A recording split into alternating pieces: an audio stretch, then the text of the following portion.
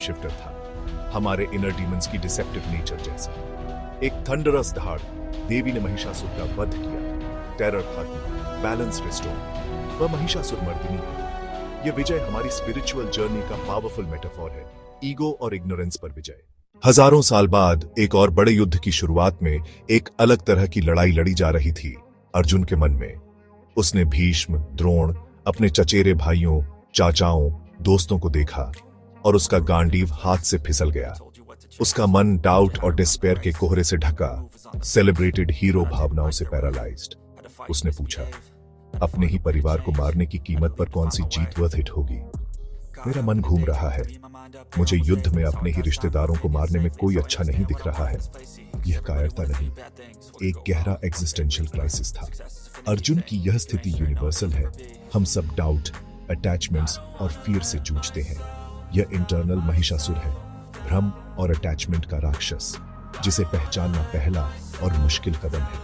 कृष्ण ने युद्ध का आदेश नहीं दिया। वे गहरा संवाद, भगवद गीता शुरू करते हैं, सेल्फ एनालिसिस की यात्रा।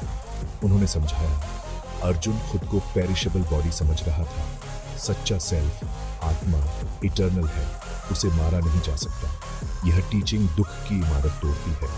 अटैचमेंट्स भ्रम पर टिके थे, मोह बुद्धि को जकड़े था। युद्ध के बीच सेल्फ रिफ्लेक्शन उसकी तपस्या बना, जैसे ऋषि कट्य ने ऑस्टेरिटीज की। सच्चाई सामने आई, नोबल एक्सक्यूजेस डर के मुखौटे थे।